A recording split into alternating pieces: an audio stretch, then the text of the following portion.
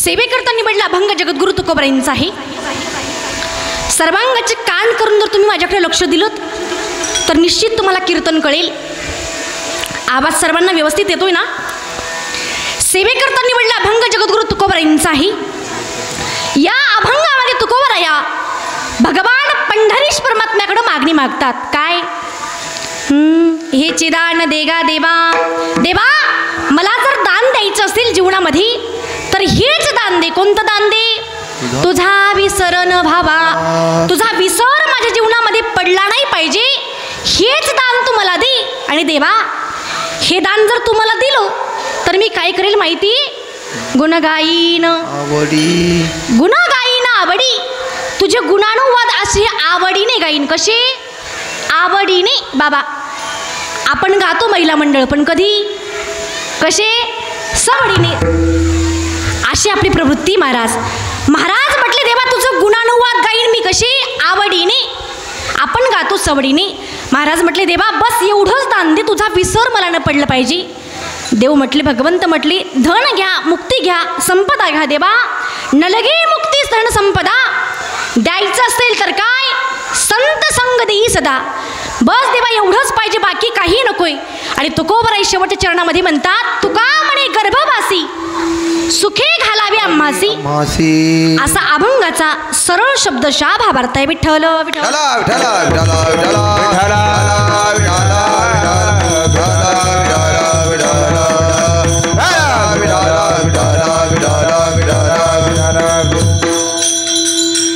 सेवेकरता निवडला अभंग जगद्गुरु तुकोबारायांचा आहे. कुणाचा आहे? कुणाचा आहे अभंग? हा तुकोबारायांचा. या अभंगामध्ये तुकोबाराया भगवान पंढरीनाथाकडे मागणी मागतात. आजच्या अभंगामध्ये मागणी मागताना आपल्याला तुकोबाराय दिसत आहेत, पण तुकोबाराय काही काही अभंगामध्ये काय म्हटले माहिती? देवा तुका म्हणे करी ब्रह्मांड ठेंगणे, हात पसरीजीने दिग्गजाचे. आणि जो दुसऱ्याच्या समोर हात पसरतो ना त्याच्या जीवनाचा धिक्कार असो, असं महाराज स्वतः म्हणतात. स्वतः. पण आजच्या अभंगामध्ये मागणी मागताय देवाकडे. हे कसं काय?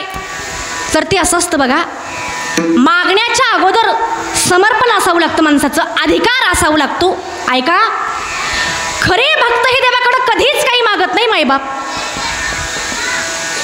खरे भक्त देवाकडे चुकून सुद्धा मागणी करत नाहीत. जे देवाकडे मागणी मागत नाहीत त्यांना संत किंवा साधू म्हणावं. जो कायम देवाकडे मागत राहतो त्यांना मानव म्हणावं. आणि भक्तांना कायम मागायला भाग पाडतो त्याला महाराज भगवंत म्हणावं. मग तुकोबाराय आजच्या अभंगामध्ये भगवान पंढरीनाथाकडे मागणी मागतात. तुकाराम महाराज भक्त नव्हते का हो? तुकोबाराय देवाचे भक्त नव्हते का? तुकोबारायांनी भजन केलं नव्हतं का? आणि तुकोबारायांची भक्ती आणि तुकोबारायांसारखे भक्त दुसरे कोणीच नाहीत. महाराज किती भजन केलं हो? एका जन्मी नाही, दोन जन्मी नाही, मागे बहुत जन्मी हेची करीता आलो आम्ही. तुकोबाराय म्हटले मागे बहुत जन्म झाले आणि प्रत्येक जन्मामध्ये देवा तुझं निरंतर भजन केलंय. भजन काय? निरंतर तुझं भजनच आणि भजनच केलंय. आणि देवा हा जो जन्म आहे ना, या जन्मामध्ये सुद्धा भजनच करण्यासाठी आलोय. पुढं जे काही जन्म होतील ती जन्म आम्ही भजनासाठीच घेऊ. अहो तुकोबाराय म्हणतात मागे बहुत जन्मी. काय पुरावा आहे तुकोबाराया? तुम्ही म्हणता ना मागे बहुत जन्मी हेचे करिता आलो आम्ही, पुरावा द्या ना. तुकोबाराय म्हटले जे जे झाले देवाचे अवतार तुका त्यांचे बरोबर. महाराज म्हटले जे जे देवाचे अवतार झालेत ना, प्रत्येक अवतारामध्ये आम्ही देवाची संगती केली, सोबती केली. पुरावा महाराज, ज्यावेळेस भगवंत क्षीरसागरामध्ये झोपले होते, कुठं? क्षीरसागरामध्ये देव त्या ठिकाणी झोपले होते. देवा तुमच्या अवतीभोवती आम्हीच होतो ना, कासवाच्या रूपामध्ये, माशांच्या रूपामध्ये. राम अवतारामध्ये देवा तुमच्या बरोबर आम्हीच होतो ना, धोंडे उचलायला, दगड उचलायला होतो की नाही? कृष्ण अवतारामध्ये तुम्ही बासुरी वाजत होते देवा. अहो गायींच्या रूपामध्ये, गोपाळांच्या रूपामध्ये देवा आम्ही तर तुमच्या बरोबर होतो ना. आणि या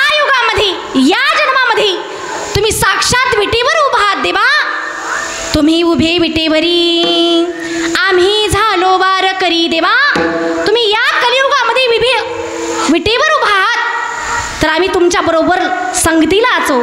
कसे वारकरी बनून विठ्ठल.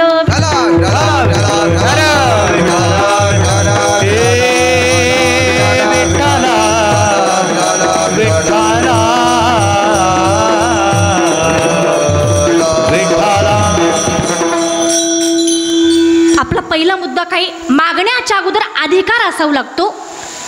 तुकोबारायांचा एवढा अधिकार होता महाराज. एका युगाची भक्ती नाही, 4 युगाची भक्ती आणि 4 युगामध्ये 5वा अवतार तुकोबारायांचा. ऐका, एवढी निष्काम साधना केली, एवढी निष्काम भक्ती केली माता माऊलींनो. त्या भक्तीचं ऋण पांडुरंगाच्या डोक्यावरती झालं महाराज. आणि ज्या वेळेला माझे तुकोबाराया राऊळामध्ये पंढरपूरला देवाच्या दर्शनासाठी जायचे ना मायबाप, त्या वेळेला देवाने खाली मान घालावी. एकदा झालं, दोनदा झालं, तिसऱ्या वेळेस तुकोबाराया महाराज पंढरपूरला गेले आणि गेल्याच्या नंतर मागचाच प्रकार घडायला लागला. काय, देव एकडं वागडं तोंड करतायत, तुकोबारायांकडे बघत नाहीयेत, खाली मान घालतायत. तुकोबाराया म्हटले देवा का हो, एकदा दोनदा झालं, मला आज उत्तर मिळालंच पाहिजे देवा. अहो आम्ही आल्याच्या नंतर, तुमचे भक्त समोर आल्याच्या नंतर तुम्ही न बोलणं, इकडं तिकडं तोंड करणं, खाली मान घालणं देवा, हे वागणं जरा तुमचं उचित नाही. कसं नाही आहे, हे वागणं जरा तुमचं उचित नाही आहे. काय झालं सांगा बरं. भगवंत म्हटले महाराज याचं कारण आहे, तुमच्या भक्तीचं ऋण माझ्या डोक्यावर एवढं झालं. त्या ओझ्यानं माझी मान आपोआप खाली वाकायला लागली. मग माझी मान जर वर व्हावी असं वाटत असेल तर ते ओझं तुम्ही कमी करा. म्हणजे अहो तुकोबाराया माझ्याकडे काहीतरी मागा, सरळ अर्थ आहे त्याचा. तुकोबाराया म्हटले देवा अहो आम्ही तुमच्याकडे मागावं, हे आमच्या परंपरेला डाग लागण्यासाठी. रीत जानत सोवडिलाची रीत जानत सोवडिलाची रीत जानत सोवडिलाची रीत जानत. काही मागणे हे अमानुचित, काही मागणे अमानुचित, वडिलाची रीत जानत सो वडिलाची रीत जानत. देवानी तुकोबाराईला मागा म्हटल्याच्या नंतर महाराज काय म्हटली माहिती. काही मागणे हे आम्हा अनुचित, वडिलांची रीत जाणत असो देवा. आमच्या वाडवडिलांची, आमच्या घराण्याची परंपरा नाही हो मागण्याची. आम्ही तुमच्याकडे मागू शकत नाही. परंपरा म्हणजे काय. एवढ्या जन्मामध्ये महाराज तुकोबाराईंनी एक प्रार्थना केली होती न मागण्याची. ती 4ही युगामध्ये 5ही अवतारामध्ये जोपासली. जसं महाराज सत्ययुगामध्ये भगवान विष्णू कसे होते, रंगाला कसा रंग होता भगवान विष्णूचा. देवाचा रंग माहिती नाही तुम्हाला. हा काळा आहे देवाचा रंग. कसा आहे, सावळा आहे. त्रेतायुगामध्ये कसा रंग आहे प्रभू रामचंद्रजींचा, सावळाच आहे ना, सावळाच आहे. आणि द्वापार युगामध्ये सावळाच आहे आणि कलियुगामध्ये सावळाच आहे. महाराज देव सावळा आहे.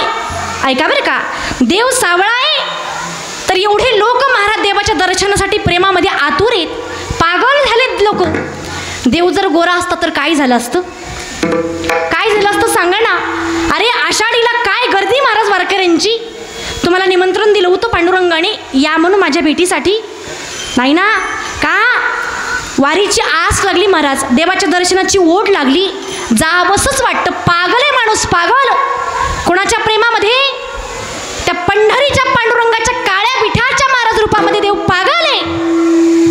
देव जर गोरा असता तर काय झालं असतं.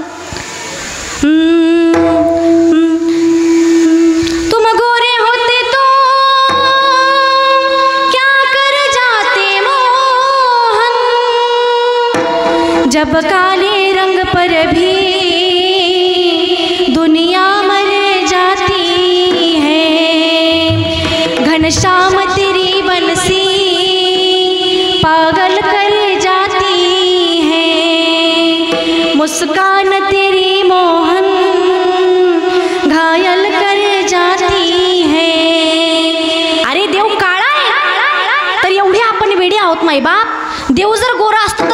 असतं, चारही युगामध्ये देवाचा रंग कसा आहे, सावळाच आहे. चारही युगामध्ये देवाने आपला रंग सोडला नाही, रंगाचं तत्व सोडलं नाही. महाराज म्हटले, तुकोबराय म्हटले, तसं आम्ही चारही युगामध्ये आमचं मागण्याचं तत्व सोडणार नाही. काय जोपासना केली होती हो, काय प्रतिज्ञा केली होती तुकोबरायांनी? बघा ना, सत्ययुगामध्ये महाराज नरसिंह भगवंतांनी अवतार घेतला आणि क्रोधायमान झालेले नरसिंह भगवंत, ज्या वेळेला नरसिंह भगवंताचा राग शांतच होत नव्हता, काय करावं? सर्व देवी देवतांनी महाराज अनेक पूजा मांडल्या, अर्चना केल्या, मंत्रघोष केले, मंत्रध्वनी केले, तरी सुद्धा देवाचा राग मायबापांना शांत होत नव्हता. काय करावं? सर्वांना थरकाप सुटला होता. आता काय होणार? प्रत्येकाला वाटत होतं महाराज आता प्रलय काळ जवळ आलाय. म्हणजे काय हो? म्हणजे काय? पृथ्वी जळून खाक होणार, भस्म होणार. सर्वांच्या अंगावरती शहारा उभा राहिला होता. काय करावं? सर्व महाराज थरकापानं लटलट लटलट हालत होते. देव तर शांतच होत नाहीयेत. काही जण म्हटले, काय करा, माणूस किती जरी तापड स्वभावाचा असला, समजला ना, कितीही तापड स्वभावाचा असला, पण घरचीला एकदा जर फोन लावून दिला ना, गारच एका मिनिटात गारच होतो महाराज. हा, काय पावर असेल सांगता येत नाही. लक्ष्मी आई साहेबांना बोलवलं. लक्ष्मी आई साहेबांनी महाराज ते सोंग बघितलं. एवढा राग होता, एवढा राग होता, डोळ्यातून क्रोधाग्नी बाहेर पडत होता महाराज नरसिंह भगवंताच्या. काय करावं? ज्या वेळेला लक्ष्मी आई साहेबांनी महाराज दृष्टी घातली देवाकडे, काय म्हटल्या लक्ष्मी माता माहिती? हे आपलं गिराईकच नाही म्हणे. काय? हे आपलं गिराईकच नाही. देवता म्हटले, आईसाहेब तुमच्याकडेच तर अपेक्षा होती यांना शांत करण्याची, तुम्ही असं कसं म्हणताय आपलं गिराईक नाही म्हणून? अहो खरंच मी असं यांचं सोंग आत्तापर्यंत तरी बघितलं नाही. म्हणजे त्रिगुणात्मक अवतार आहे महाराज नरसिंह भगवंताचा. डोकं कशाचं आहे हो? कशाचं आहे डोकं? वाघाचं डोकं आहे. धड कशाचं आहे खालचं? तुम्ही मुके करावं सर्वजण. हां, आज पगाराचा दिवस आहे आपल्या, मागायचं काहीतरी पांडुरंग परमात्म्याला. असं शांत बसून जमणार आहे का? डोकं कशाचं आहे? हां, वाघाचं नाही, सिंहाचं. सिंहाचं डोकं आहे. धड कशाचं आहे? धड माणसाचं आहे. आणि नख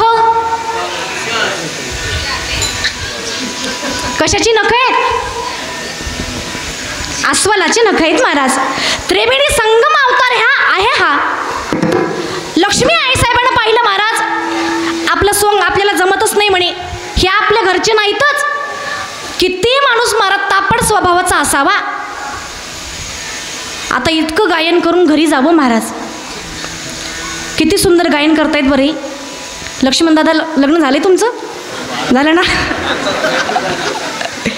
इतकं सुंदर गायन करावं आणि घरी जाऊन बायकोला म्हणावं, आज इतकं सुंदर गायन केलं की नाही? ती म्हणते, तिनं फक्त इतकीच म्हणते मला, ती पुढे एक शब्द सुद्धा बोलण्याची इच्छा राहत नाही महाराज माणसाची. काय सांगा तुम्हाला, आताचं नुकतंच उदाहरण हो, आमच्या गावातलं नुकतंच. कोणता मास चालू आहे आता सध्या? श्रावण मास चालू आहे. काय झालं, बाबांसारखे महाराज समोर बसलेत ना, बाबा चष्म्यावाले. हां, बाबांसारखे महाराज आमच्या गावातल्या म्हातारानं बारीक कटिंग केली, जरा बारीक कापून आलं. कारण महिनाभर कटिंग करायला जमत नाही. जमते का? नाही जमत. तो त्याग आहे म्हणत, त्याग. हां, असो, तो प्रत्येकाच्या श्रद्धेचा विषय झाला बरं का. त्या म्हाताऱ्यानं काय केलं माहिती का? बारीक कटिंग केली आजी, आणि घरी येऊन बायकोला म्हणे, अय बघते की नाही जरा माझ्याकडं? बायको म्हणे, काय बघायचं तुमच्याकडं? तुला काही फरक दिसत नाही? काय फरक बघायचाय? रोजच्या डवळ्या मिशा आहेत ना म्हणे त्या. अगं जरा बारीक बघ म्हणे, बारीक. म्हणे काय मागायचं बारीक. आग बस ना म्हणे, किती सुंदर कटिंग करवालो, बारीक असा हिरो दिसायला लागलो म्हणे मी आज. बायकोनं बघितलं महाराज कटिंग इकडं. बायको म्हणे बारीक कटिंग केली वय. अहो चप्पी करायची असती ना, चप्पी बाळा त्यातली दिसली असता. तिला काय कौतुक आहे महाराज, काहीच कौतुक नाही. रुक्मिणी आईसाहेब म्हटले आपलं गिराईकच नाहीये. मग सर्वांना महाराज थोडासा धीरासा मिळाला होता. बायको तरी नवऱ्याला शांत करेल म्हणून, पण लक्ष्मी आईसाहेब तिकडे जायलाच तयार नाहीत. काही जण देवता म्हटले काय करा, ज्याच्यासाठी हा अवतार घेतलाय बोलवा त्या प्रल्हादाला, मरो अथवा वाचो. काय मरो अथवा वाचो, आपल्याला काय करायचंय. प्रल्हादजीला बोलवलं मायबाप. आणि ज्या वेळेस प्रल्हादजीला बोलवलं ना, दोघांची नजरानजर झाली मायबाप.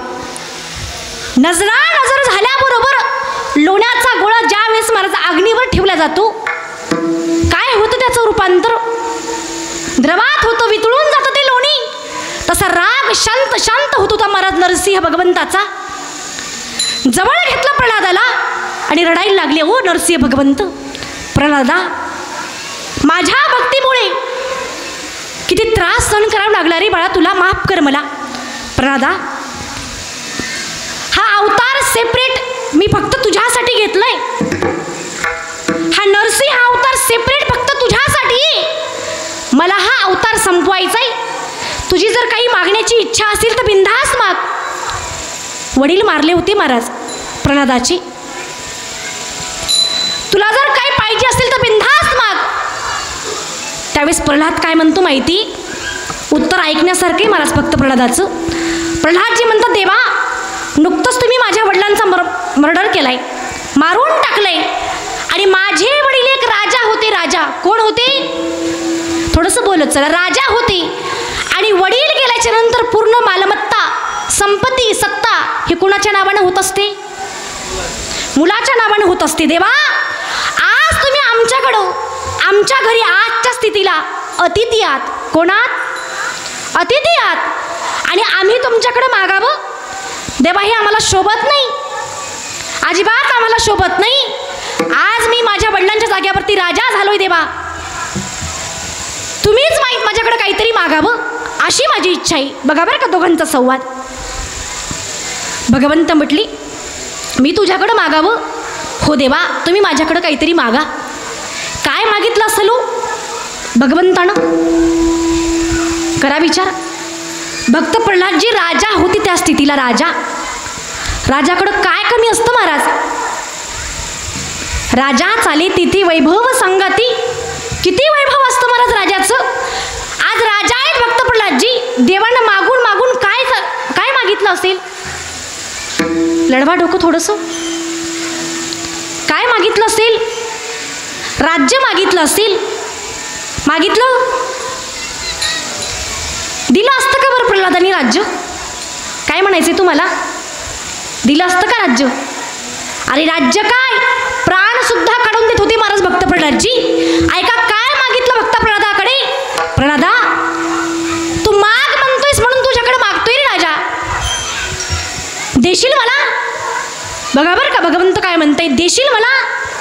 प्रल्हाद म्हटले देवा, अहो तुम्ही मागावं आणि मी न द्यावं असं कधी झालंय.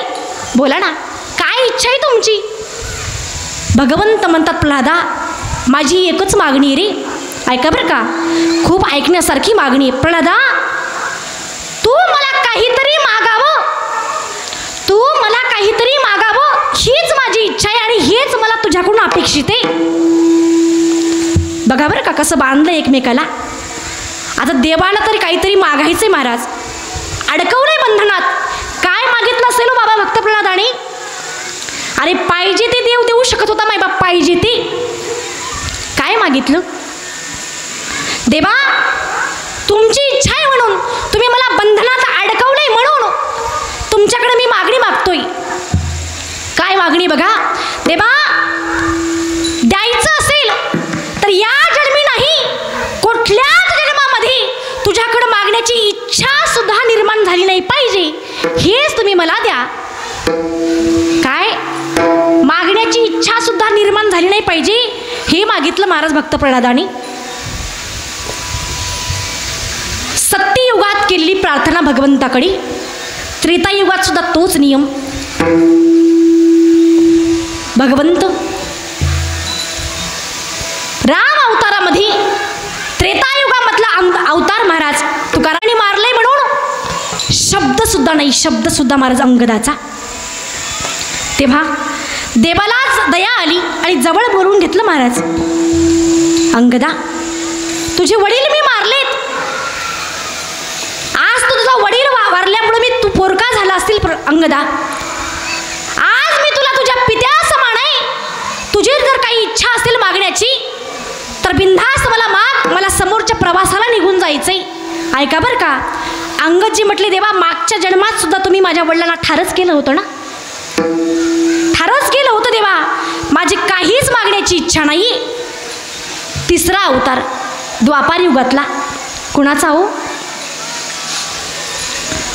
द्वापार युगामध्ये भगवान श्रीकृष्णाचा अवतार, देवाचा अवतार आणि तुकोबरायांचा अवतार द्वापार युगामधला उद्धवाचा. कुणाचा जी? उद्धवाचा अवतार आहे. काय कमी असेल हो? त्याची सोन्याची महाराज द्वारका होती. कशाची? सोन्याची द्वारका होती, सोन्याची. कुठल्याच गोष्टीची कमतरता नाही. आणि देवाचे सखा आहेत महाराज उद्धवजी, मित्र आहेत, भाऊ आहेत. काहीतरी मागावं ना. काहीच मागण्याची गरज नव्हती महाराज. सोन्याची द्वारका होती. काय वैभव असेल बाबा. इतक्या वैभवात लोळलेला तो उद्धव काहीच देवाकडे मागितलं नाही. याच्यामध्ये विशेषता बघा बरं का काय बारकाईंनी. एवढे मोठे द्वारकाधीश भगवान परमात्मा, सोन्याची द्वारिका. घरातल्या लोकांची संख्या किती? 56 कोटी महाराज, 56 कोटी यादव. एक सुद्धा शिल्लक ठेवला नाही हो, एक सुद्धा. पूर्ण खल्लास केली. एकच शिल्लक आहे महाराज. कोण? फक्त आणि फक्त उद्धवजी. ते सुद्धा आपल्या महाराज भगवंताच्या पादुका घेऊन बद्री धामाला गेले होते. आता राहतो तो चौथा अवतार कोणता? कलियुगातला. भगवंत विटेवर उभे आहेत आणि कलियुगातला अवतार आहे महाराज नामदेवरायचा. 4 युगातला अवतार आहे महाराज नामदेवरायचा. 4 युगाचा भक्त नामा उभा कीर्तनी, नामा उभा कीर्तनी. पाठीमागे डोळे झाकून उभी देतानी. हे युगाचा भक्त नामा उभा कीर्तनी, उभा कीर्तनी. पाठीमागे डोळे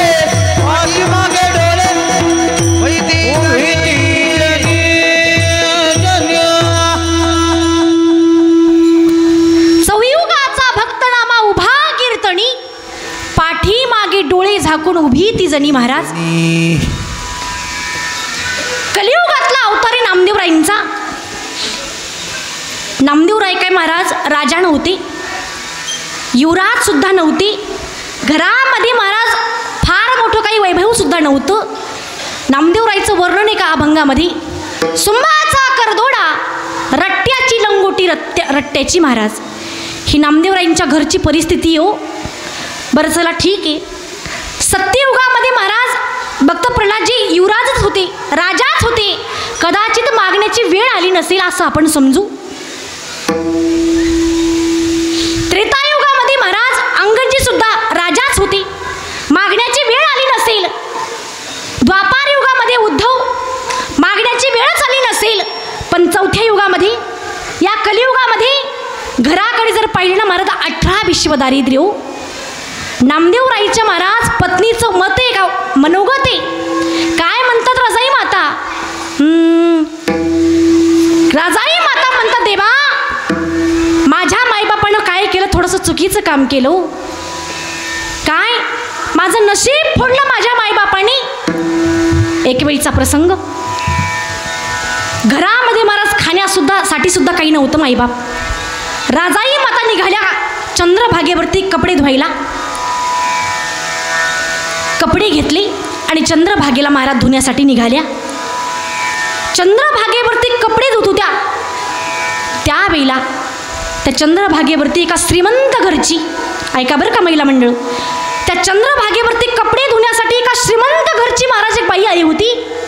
आणि त्या बाईनं कपडे धुवायला येताना त्या काळात नामदेव नामदेवराईच्या काळात 750 वर्ष होत आहेत त्याला आता. त्या काळामध्ये कपडे धुवायला येताना अंगावर माता मावल्यांनो 1000 रुपयाची साडी घातली होती. किती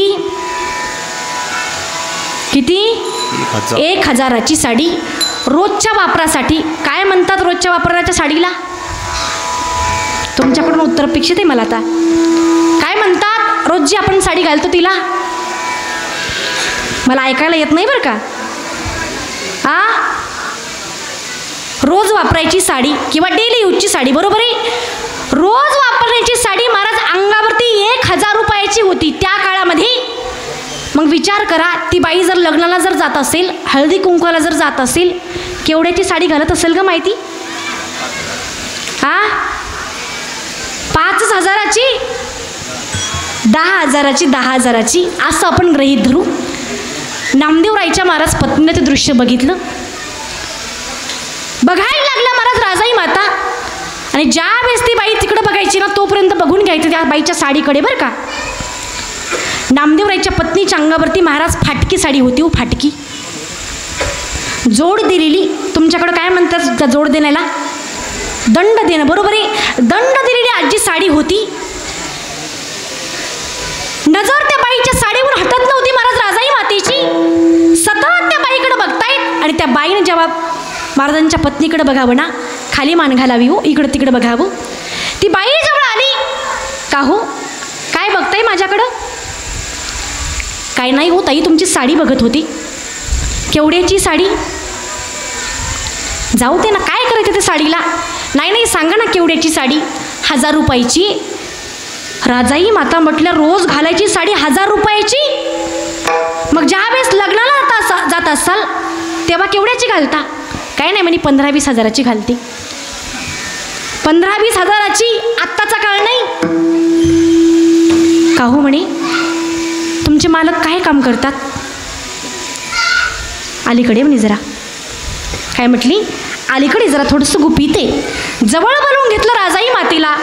म्हणे आमच्याकडं ना परीस आहे, परीस. कळतो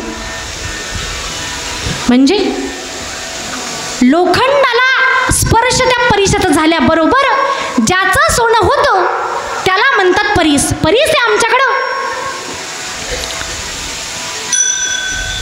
आम्ही काय करतो, परीस घेतो, लोखंडाला लावतो, जेवढं काही सोनं झालं बाजारामध्ये विकतो आणि सर्व घरी घेऊन त्यांचं बाजार, साड्या लेण्यामध्ये, खाण्यापिण्यामध्ये आम्ही घालत असतो.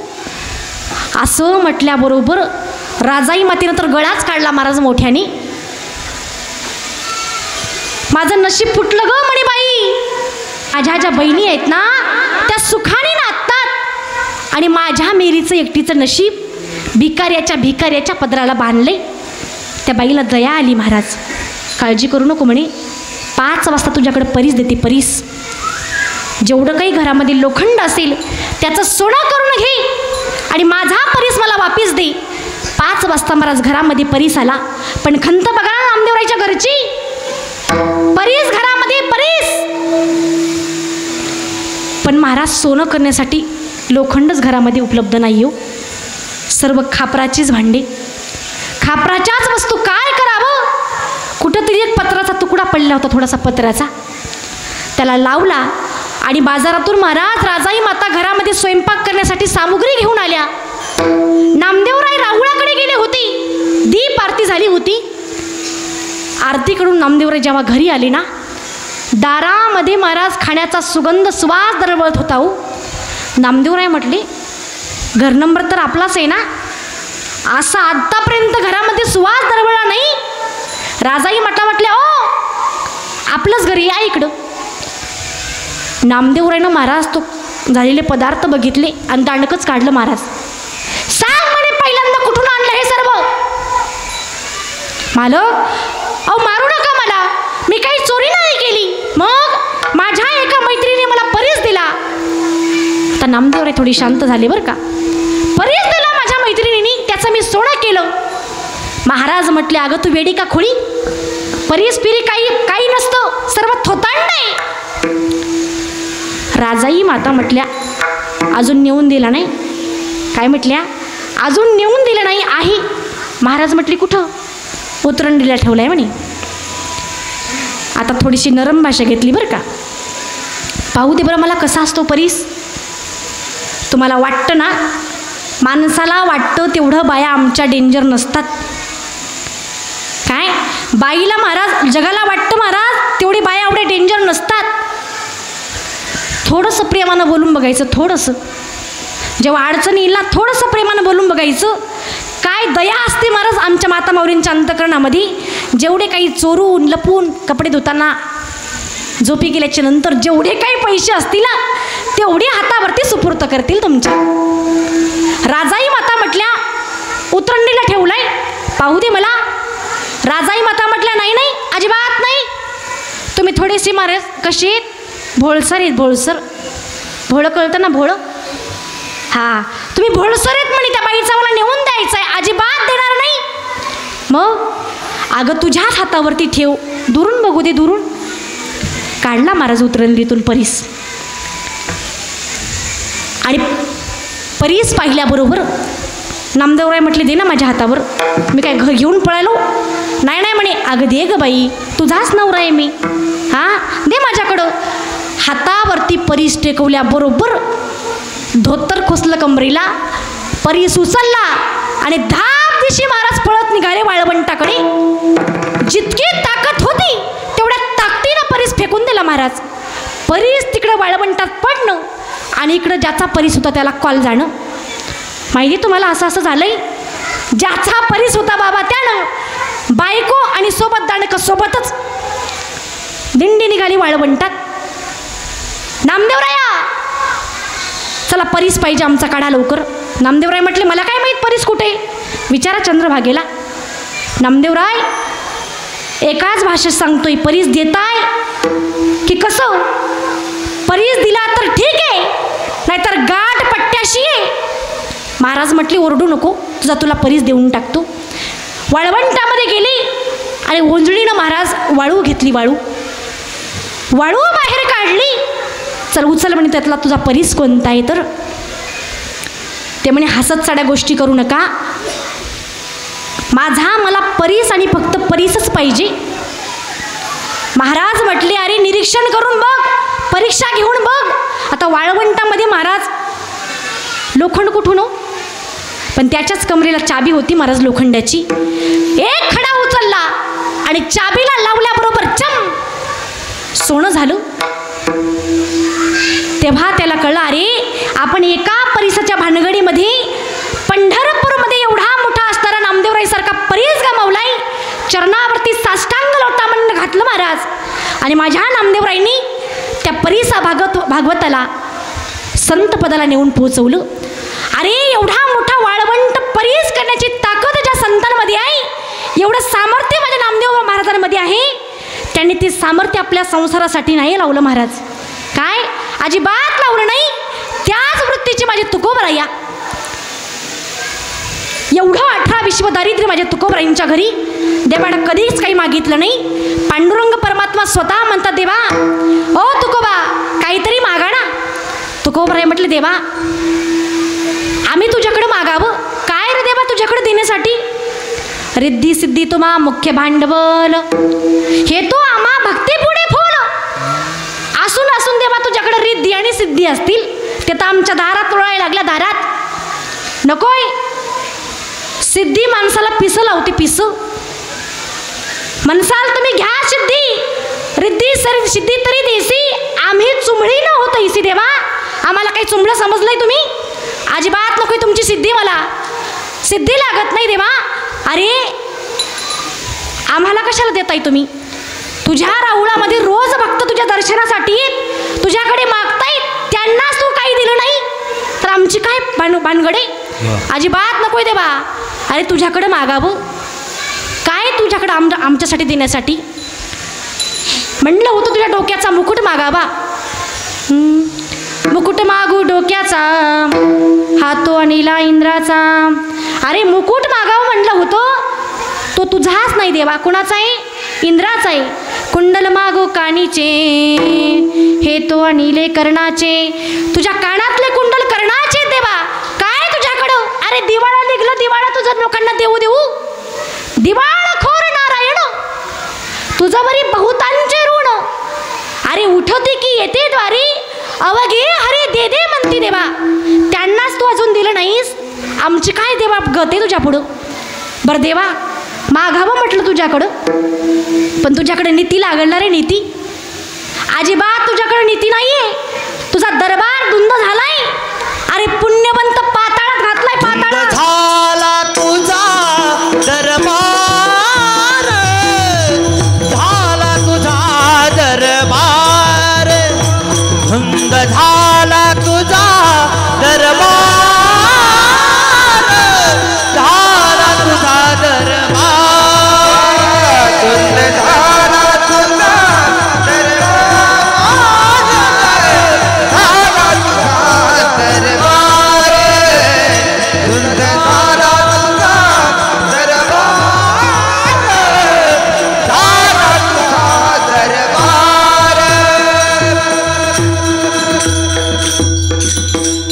देवा, तुझा दरबार धुंद झालाय.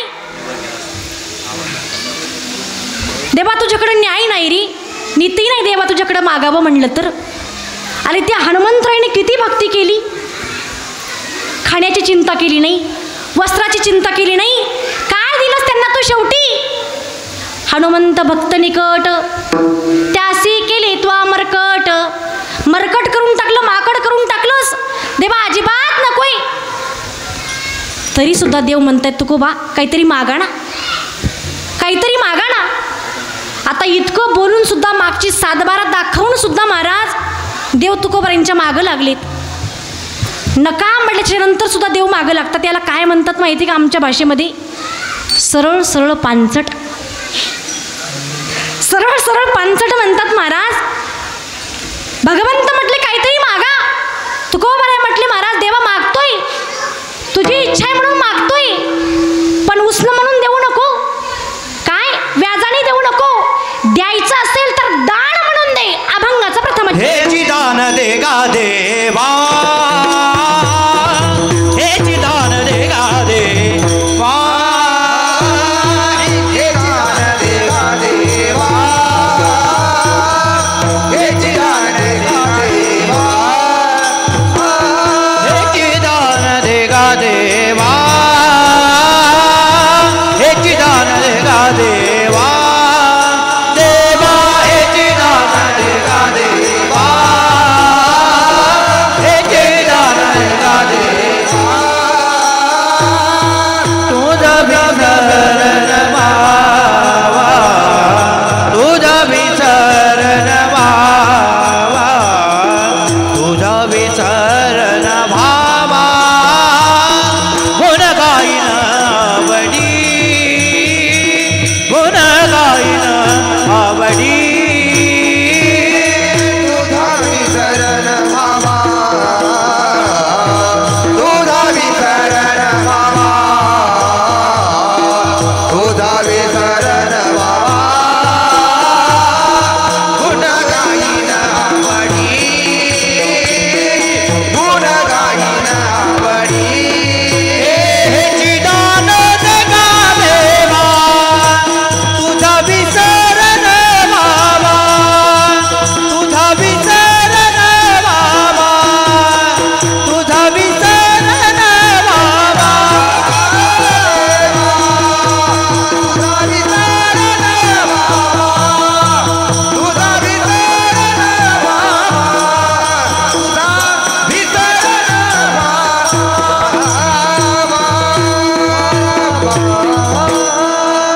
एकदा जोरदार महाराजांसाठी टाळ्या होऊन जाऊ द्या. याला म्हणतात वातावरण. देवा दान द्यायचं असेल तर दानच मागतोय, दानच द्यायचं असेल ना दान म्हणून दे. हेची दान देगा देवा, तुझा विसरण भावा. देवा मला दान म्हणून दे.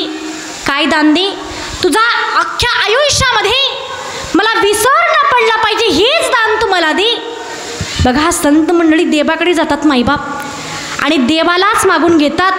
याच्याकडं माणसाने कधीतरी लक्ष द्यावं, नाहीतर तुमची आमची मागणी. अतिशय महाराज नाजूक परिस्थिती होती माईबापांनो. बायको थोडी हुशार होती बरं का, हल्ली बायको हुशारच असते. बायको म्हटली, का हो एवढं काबाड कष्ट करतोय आपण, हाताला यश लागत नाही, काय करा, श्रावण महिना चालू आहे, जा भगवान शंकराचं भजन करा आणि देवानं जो वर दिला तो घेऊन आपल्याकडे या, आपण देवाकडं काहीतरी मागू. ऐका बरं का, मागणी आपली देवाकडं कशी असते. बायकोच्या सांगण्यावरून महाराज जंगलात गेला आणि देवाची आराधना करायला लागला. फार महाराज भगवान शंकर जसे भोळे आहेत ना, हा भक्त सुद्धा तितकाच भोळा होता बरं का. काय खूप भोळा होता, खूप, काहीच लक्षात राहत नव्हतं बाबा याच्या. बायकोनं सांगणं म्हणून गेला महाराज जंगलामध्ये आणि भगवंताची भक्ती करायला लागला. एवढे प्रसन्न झाले महाराज भोले शंकर त्या भक्तावरती, एवढे प्रसन्न झाले म्हणे, वरम गुरे भक्ता तुला काय पाहिजे ते मागून घे म्हणे. देवा, बायकोच्या सांगण्यावरून महाराज या ठिकाणी जंगलामध्ये आलो होतो, तपश्चर्या करण्यासाठी आलो होतो. तिच्या सांगण्यावरून तपश्चर्या केली मी, पण तिनं काय मागायचं सांगितलं हे मात्र विसरलो. काय होतं, तो भोळसर होता, काय मागायचं हे तर बायकोला विचारून येतो. भगवान शंकर म्हटले, तितका टाईम माझ्याकडं नाहीये, मी तुला 3 वर देतो, 3 वरात तुला काय पाहिजे असेल ते मागून घे. आता 3 वर घेतले महाराज आणि देव प्रसन्न झाल्याच्या नंतर साधा आला असेल का तो घराकडं. हा, अरे दुसरी पार्टी पडली तर मला डीजे लावते माणूस, डीजे, बरोबर की नाही. साक्षात भगवंत प्रसन्न झाले, नाचतच घराकडे आला महाराज. ऐकते का, ऐकते का, तुमच्याकडे काय म्हणतात, हेच म्हणतात ना का नाव घेतात. ते म्हणे, काय बोंबलता, बायको सहज बोलून जाते बरं का. चला बोला म्हणे, काय होतं, अगं ऐकतेस का, बोला ना. तुझ्या सांगण्यावरून मी म्हणे जंगलामध्ये गेलो आणि भगवान शंकर आज मला खरोखर प्रसन्न झाली म्हणे. मग देवानं 3 वर दिलेत, मागितलं का, नाही नाही अजिबात नाही, तुझ्या शब्दाच्या पुढं नाही म्हणे मी. 3 वर दिले, 3 वरामध्ये काय पाहिजे असेल तर देवाने मागून घ्यायला सांगितले. बोल काय मागायचं. ते म्हणे, थांबा थोडंसं, गडबड गोंधळ करू नका. अख्ख्या गावात म्हणे आपल्या घरची हालाकीची परिस्थिती आहे, असू द्या म्हणे, असली तर कुत्री मांजरी जगायलीत आपलं काय. पण अख्ख्या गावातल्या बाया, तिचं नाव होतं बरं का शांता, नाव शांताबाई, भांडणाला दम नाही. बरं शांत तर शांता होती, भांडणाला दम सुद्धा नव्हता, पण तिचं नाक होतं चपट, नाक तिचं बसकं होतं बरं का. ती म्हणे, अख्ख्या गावातल्या बाया मला भांडणात चपटी म्हणतात. काय म्हणतात, चपटी म्हणतात. पहिल्या वरात देवाकडून नाकच मागून घ्यायचं, जा म्हणे देवाला म्हणाव, पहिल्या वरामध्ये माझ्या बायकोचं नाक लांब कर. काय म्हटले, पहिल्या वरात माझ्या बायकोचं नाक लांब कर. आला महाराज देवाकडे, म्हणे, देवा पहिल्या वरात आपल्या बायकोचं नाक लांब झालं पाहिजे, एवढंच तर मला द्या म्हणे पहिल्या वरातलं दान. भगवंत म्हटले, महाराज तथास्तु. भगवान शंकर पहिलेच भोळे दैवत, भगवान जब देता है तो चप्पड फाड के देता है. देवानं तथास्तु म्हणणं आणि याच्या बायकोचं नाक जे लांबायला सुरुवात होणं, जे निघालं महाराज मंडपाला 7 प्रदक्षिणा घातल्या आणि मारुतीच्या महाराज चरणावरती नतमस्तक झालं. ते घराकडं आलं बरं का. बायको म्हणे, तुम्हाला काय अक्कल आहे की नाही. काय झालं म्हणे, तुम्हाला म्हटलं होतं देवाला म्हणा माझ्या बायकोचं नाक लांब कर. मग म्हणलो की देवाला नाक लांब कर, अहो थोडंसं कमी करायचं असतं, सांगायचं असतं ना. मग जा, अजून 2 वर आपल्याकडे शिल्लक आहेत, देवाला दुसऱ्या वरात म्हणावं माझ्या बायकोचं नाक कमी कर. ऐका बरं का. देवाकडे आला म्हणे, देवा असं करतात करे देवा. काय झालं म्हणे, माझ्या बायकोचं नाक किती लांबलंय. भगवंत म्हटले, तुम्हाला सांगितलं का कमी करायचं, पण किती, किलोमीटर, मिलीमीटर, सेंटीमीटर केलं असतं ना. तू म्हटलं लांब कर, मी लांब करून दिलं. बोल म्हणे, तुझ्याकडे अजून 2 वर शिल्लक आहेत, काय पाहिजे. देवा दुसऱ्या वरात माझ्या बायकोचं नाक कमी करा. काय म्हटले, दुसऱ्या वरात माझ्या बायकोचं नाक कमी करा. पुन्हा चूक केली बरं का. कमी करायला सांगितलं, पण किती कमी करायचं सांगितलं नाही. जे नाक कमी व्हायला सुरुवात झाली, होतं नव्हतं ते बी आज जाऊन बसलो. पहिलंच महाराज बसक नाक, चपट नाक. हां, देवानं महाराज वरदान दिल्यामुळं ते सुद्धा होतं नव्हतं आत गेलं. फक्त समोर 2 नळ्या पुढे राहिल्या, नळ्या नाकाच्या.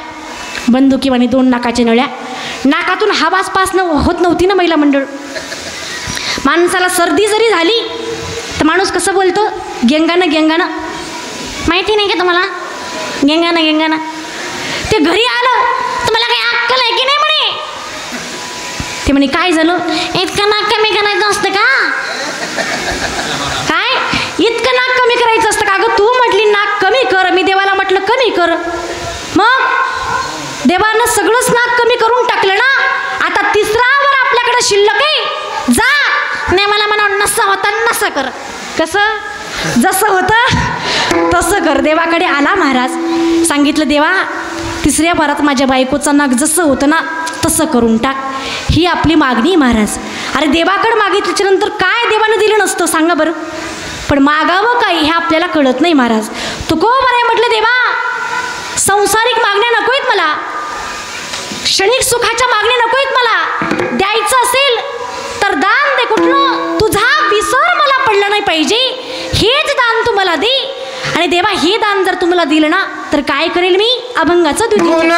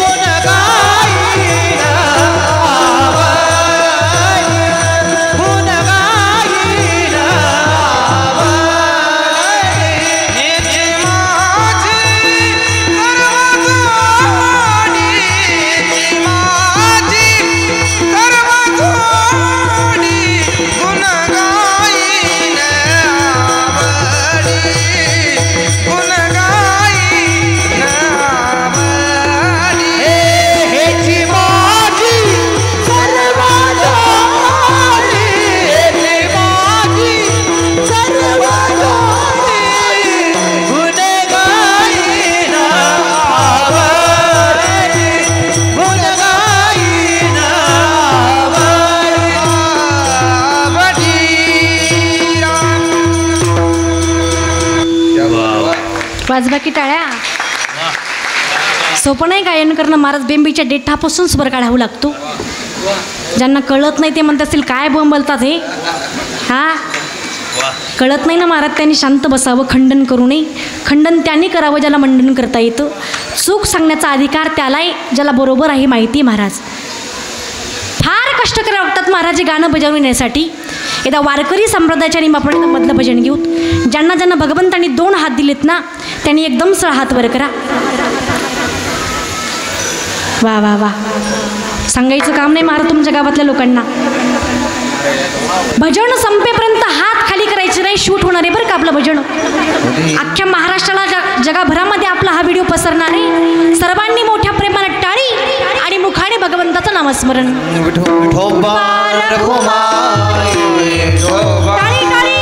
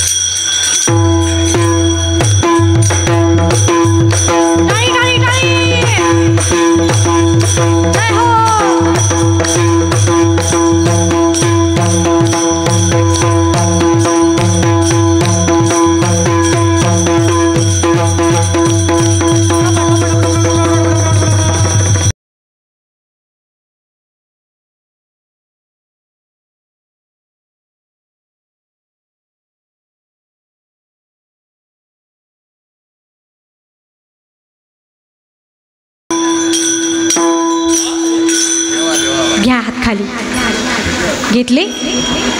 हुशारी राहू तुम्ही सर्वजण. आपली वेळ संपली बरं का. भान आहे ना? धोका लागले असतील सर्वांना, नाही ना?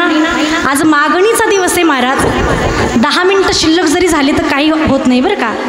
पगार भेटायची म्हणल्यावर माणूस काही सहन करतं की नाही? अरे मागायचं असेल व्यावहारिक महाराज सोयीसुद्धा देवाकडे अजिबात मागू नका. पितामह भीष्माने महाराज भगवंताकडे एक मागणी मागितली. ऐका, खूप सुंदर मागणी महाराज. अरे दिल की इस गुलशन से जी तो निकल जाए, दिल की इस गुलशन से जी तो निकल जाए, कागजी फूलों में खुशबू तो आ जाए.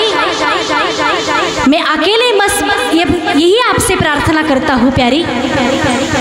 जब इस तन से प्राण निकले ना तो मेरे सामने बस आप आ जाए, मेरे सामने बस आप आ जाए. ही पितामह भीष्माची मागणी महाराज. काय आपण देवाकडे मागणी मागतो? लोकांचं वाटोळं व्हावं ही आपली मागणी महाराज. हे चिदान देगा देवा, शेजाऱ्याला रोग व्हावा, त्याचा बंगला माझा व्हावा, ही आपली मागणी. अशी मागणी देवाकडे मागूच नका. बाबा तुम्हाला प्रश्न विचारेन मी, एवढं वय झालं तुमचं, एवढी धडपड केली संसारामध्ये, सुख भेटलं का हो? अजिबात भेटलं नाही. फक्त 5 मिनटं खाली बसून राहा बरं का. क्षणिक सुखाच्या किती जरी गोष्टी मागसाल तर त्या नाश पावणार आहेत. सुख अजिबात हातामध्ये भेटणार नाही. बघा, मी अभंगाचा भावार्थ तुमच्या समोर प्रस्तावनेमध्येच मांडले. फक्त 5 मिनिटं मला तुमच्या समोर काहीतरी बोलायचंय. एवढा मोठा आपण या ठिकाणी सप्ताह केलाय, ज्ञानदान केलंय, अन्नदान केलंय. दिग्गज कलाकार आपल्या गावामध्ये आले. कितवं वर्ष सप्ताहाचं? 11वं वर्ष चालू आहे मला सप्ताहाचं. बरं, किती बदल झाला तुमच्या गावामध्ये? बदल खर्च करायला तयार आहे आपण. बदल हवा ना? बदल किती बदल झालाय. अरे प्रत्येक वर्षी गावामध्ये काही नाही तरी परिवर्तन व्हायला पाहिजे, तर खऱ्या अर्थी आपला सप्ताह महाराज कारणीभूत आहे. काय बदल करतोय आपण? काहीतरी महाराज बदल व्हायला पाहिजे. उद्या इंदुरीकर बाबांचं कीर्तन आहे बघा, पटलं तर घ्या. उद्या काल्याचं कीर्तन संपल्याच्या नंतर जेवढे काही आपल्या गावामध्ये तरुण आहेत, तरुण कशाला म्हणतात माहिती? जो सकाळी 7 वाजता घराच्या बाहेर पडतो, जो सकाळी 7 वाजता घरून पडतो बाहेर, त्याला म्हणतात महाराज तरुण. आणि रात्री 8 वाजता जेव्हा घरी येतो ना, त्याला आणावं लागतं धरून, त्यालाच तर म्हणतात तरुण. ही तरुणांची गत आहे महाराज. बाबा तुमच्या काळात लोक तेवढी व्यसनं करायची का? पहिले व्यसनं होती का? कसली कसली व्यसनं लागून बसलीत महाराज. अरे ऑनलाईन रम्मीचं व्यसन लागले, ऑनलाईन गेमचं व्यसन लागून बसले. माझ्या दादांनो, अंतकरणातून कळकळणी तुमची बहीण म्हणून सांगते रे. या ऑनलाईन महाराज गेमच्या पायी अनेकांचे संसार रस्त्यावरती आलेत. आपण अनेक सोशल मीडियावरती बातमी ऐकतोय. अजिबात हे व्यसन करू नका. पूर्वी लोक महाराज काजू बदाम खायचे. काजू बदाम सोडून आता गुटखा प्रसिद्ध झाला. काजू बदाम सोडून आता गुटखा प्रसिद्ध झाला. अजय, अक्षय, शाहरुख सुद्धा विमलच खा म्हणाला. अरे बंद झाल्या शिक्षण जाहिराती, बंद झाल्या शिक्षण जाहिराती, जुगार प्रसिद्ध झाला. हिंदी मराठी कलाकार सुद्धा रमीज खेळा म्हणायला लागला. अरे जाकी सुद्धा गायछाप खातो, जाकी सुद्धा गायछाप खातो, तोही तेच म्हणाला. जंगली रमी पे आओ ना महाराज, डायलॉग हाही फेमस झाला, डायलॉग हाही फेमस झाला. पण ऐका, या दारूमुळं, या तंबाखूमुळं, या ऑनलाईनच्या गेमच्या भानगडीमध्ये अनेक लोक महाराज, जारीवाला, टपरीवाला सुद्धा इतका श्रीमंत झाला, इतका श्रीमंत झाला. पण या व्यसनापायी माझ्या भारताचा तरुण मात्र वाया गेला, तरुण मात्र वाया गेला. व्यसन करायचे ना दादांनो, एका गोष्टीचं व्यसन करा, हरिनामाचं व्यसन करा. दारू पे तुमच्या खिशातल्या पैशाने पिताय, माझा अधिकार नाही तुम्हाला पिऊ नका म्हणायची, पण प्यायची ना हरिनामाची दारू पे. एका दारूचं नाव सांगून जाईल मी तुम्हाला. अरे जाम पर जाम पीने से क्या फायदा, जाम पर जाम पीने से क्या फायदा, सुबह पियो या शाम पियो उतर जाएगी, लेकिन मेरे हरिनाम का प्याला तो पे कर दे, तेरी सारी जिंदगी सुधर जाएगी, तेरी सारी जिंदगी सुधर जाएगी. जेवढी काही महाराज तरुण पिढी जेवढी वायाला गेली ना दादांनो, फक्त दारू पायी आणि व्यसनापायी गेली, बाकी काही प्रॉब्लेम नाही आहे बरं का. तुमची बहीण म्हणून तुमच्याकडे एक मागणं करेल मी. रक्षाबंधन जवळ येते. अरे रक्षाबंधन सर कशाला म्हणावं? भावा बहिणीचं अलौकिक नातं सांगणारं महाराज रक्षाबंधन आहे. जगासमोर रक्षाबंधन मांडलं ते आमच्या ज्ञानोबराईंनी आणि मुक्ताबाईंनी. काय अलौकिक दिव्य नातं होतं. जगाला दाखवून दिलं बहीण भावाचं प्रेम काय असतं. मिथ्या कल्पना मागे सारा, ताटी उघडा ज्ञानेश्वरा. अरे जगाला सांगून दिलं बहीण भावाचं नातं काय. प्रत्येक बहिणीने आपल्या भावाकडे एक मागणी करा. दादा तू आहे नंदाचा नंदन, तू आहेस नंदाचा नंदन, माझ्या हृदयाचा आहे स्पंदन. दादा डोळ्याने प्रत्येक दिसणाऱ्या स्त्रीला हृदयातून कर बंधन. हीच आपल्या दोघांची खरी रक्षाबंधन, हीच आपल्या दोघांची खरी रक्षाबंधन. कशाला म्हणतात रे बहीण. आज हल्ली महाराज बहीण बहीण शब्दाचा अर्थ काय झालाय माहिती.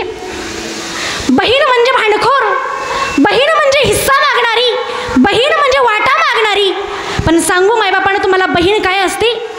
अरे आमच्या मुक्ताबाईसारखी जर बहीण जर ज्ञानोबराईला जर भेटली नसती ना, तर ज्ञानेश्वरी आज तुम्हाला महाराज वाचायला भेटली नसती मायबापांनो. ज्ञानेश्वरीसारखा ग्रंथ मुक्ताबाई जर नसत्या तर तयार झालाच नसता. हे बहीण भावाचं अलौकिक नातं आहे. काय करते हो बहीण. बांधून मनगटावरती धागा, बांधून मनगटावरती धागा ती मृत्यूलाही रोखते.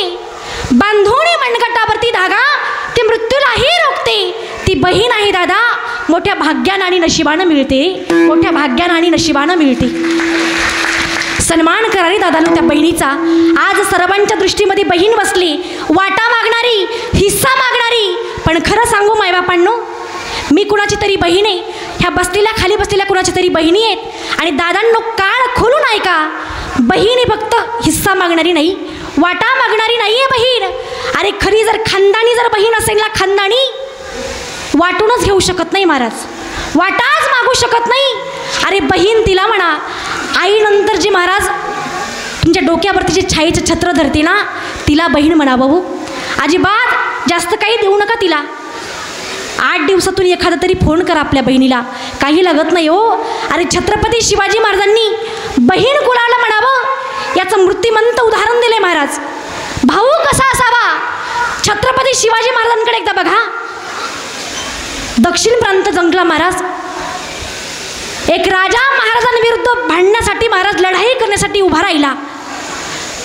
विनाकारण लढाई केल्यामुळं मराठ्यांविरुद्ध महाराज दंड पुकारल्यामुळे त्याला विनाकारण त्याचा प्राण गमावा लागला. तो गेल्याच्या पश्चात त्याची बायको महाराणी लढण्यासाठी महिलांसाठी महाराजांविरुद्ध उभी राहिली. तिचं नाव मल्लम्मा. युद्ध करायला लागली, अनेक डाके टाकायला लागली मल्लम्मा.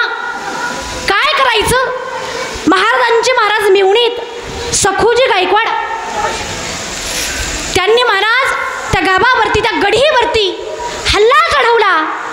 आणि त्या हल्ल्या दरम्यान त्या मल्लम्माने महाराजांची मेहुणी असणारे सखूजी 27 दिवस त्यांना झुंजावं लागलं. 27 दिवस हसं उठलं महाराजांच्या मेहुण्यांचं. काय करावं. 27व्या दिवशी मराठ्यांच्या हातामध्ये गडी आली, जिंकलं त्या मल्लम्माला. आणि शेवटी महाराज या सखूजीला दुर्बुद्धी सुचली हो. त्या मल्लम्माच्या आबरूवरती हात घातला मायबाप आबरूवरती.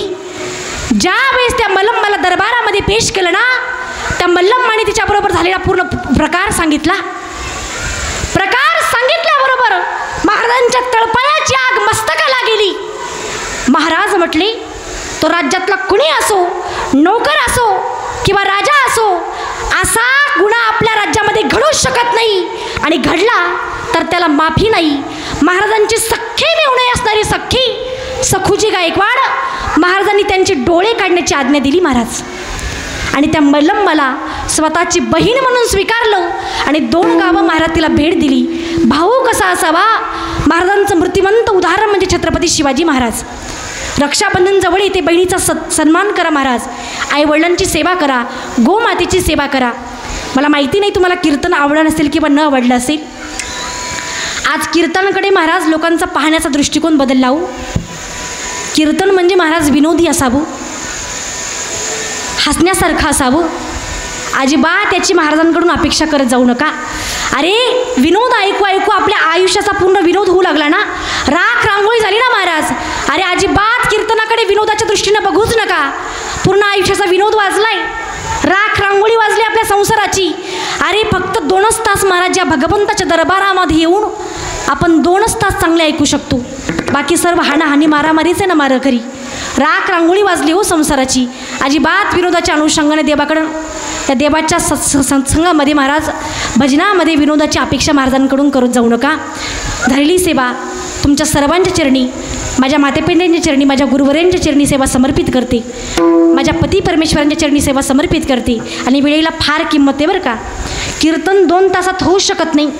काय म्हणायचे, अभंगाचा असाच अर्थ आहे हे आम्ही महाराज लोक म्हणू शकत नाही. तुकोबराय म्हटले ते तुकोबरायांच्या अभंगेत वेदाचा तो अर्थ आम्हाशीचा ठावा, एराने वहावा भार माथा. आपण सर्वांनी अभंगाचा असाच अर्थ आहे असं न समजता आपण फक्त ओझं मांडण्याचं काम करायचं.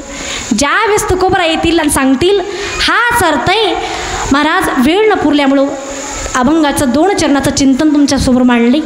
झाली सेवा याच मंडपामध्ये तुमच्या सर्वांच्या चरणी सेवा समर्पित करते. माझ्याकडून जर कुणाला शब्द अपशब्द लागला असेल तर तुमचीच बहीण म्हणून मला माफ करा. झालेली सेवा हनुमंतराजांच्या चरणी सेवा समर्पित करते आणि सेवेला याच ठिकाणी पूर्ण विराम देते.